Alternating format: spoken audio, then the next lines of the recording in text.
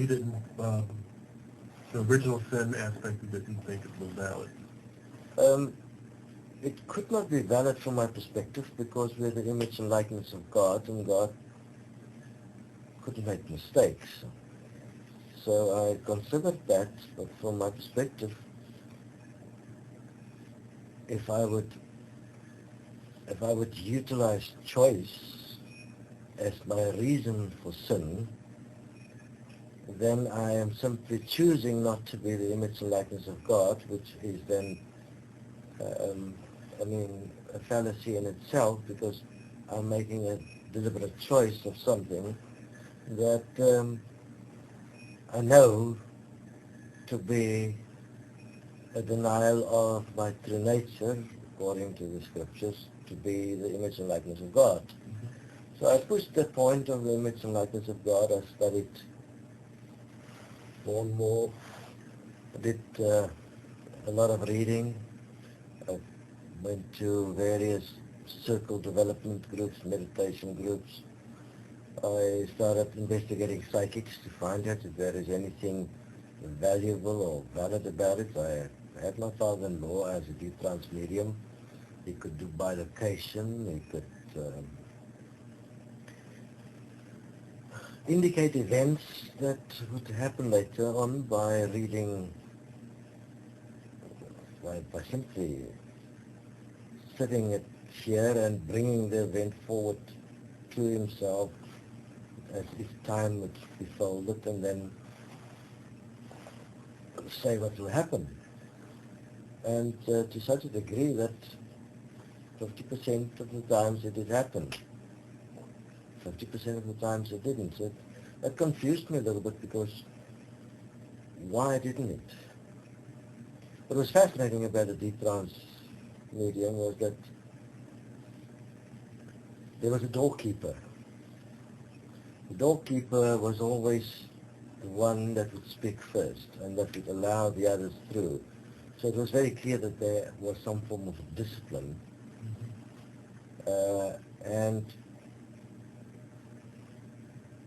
in some instances, beings from the afterlife would come through and speak, specifically trying to give messages through to their family that they are not dead. But they were then quickly removed from the medium, and then the doorkeeper would say, sorry, they were not supposed to speak.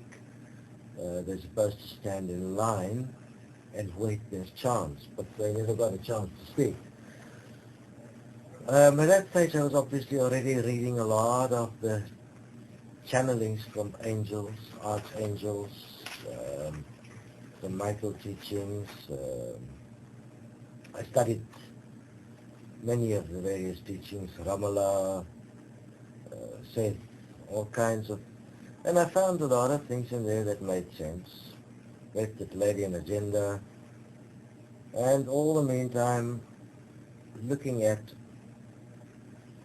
meditation and understanding what is the point of us being here, because seemingly I found a fascinating thing is that psychics and mediums can normally never help themselves. So they can help other people, but their lives are normally in a mess. And you could see it, especially when you start to get closer to them, that during the times when they are spreading the word, the message, they are one person.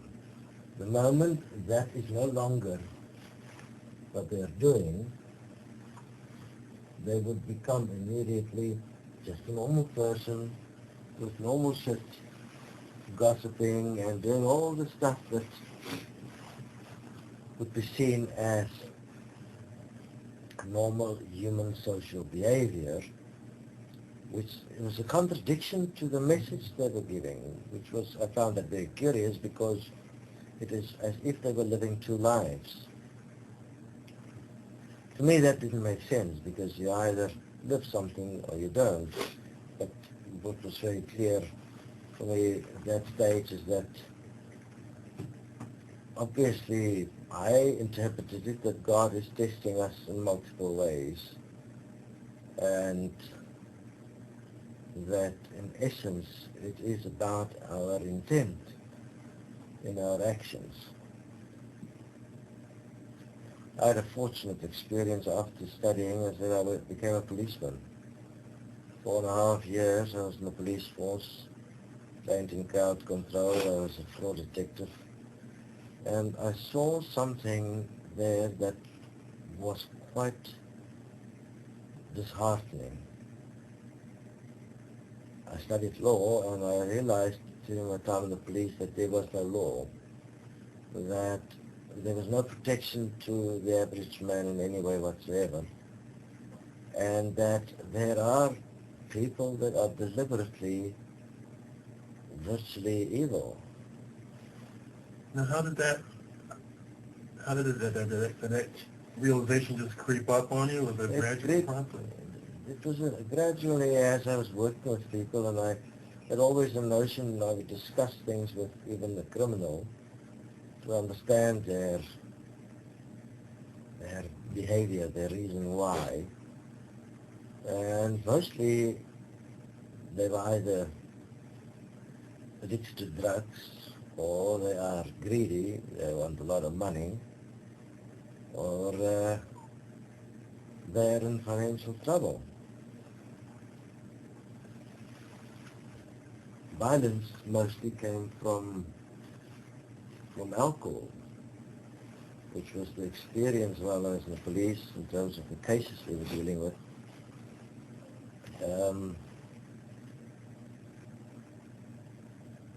There was also groups that would work together that has deliberately taken on society as a form of a gang to generate income and to specifically target the gullibility of the average human being. And they would get away with it because the average human being is truly gullible and have no notion that they could be deliberately deceived in their face. And therefore they would deliberately deceive in the face. But during that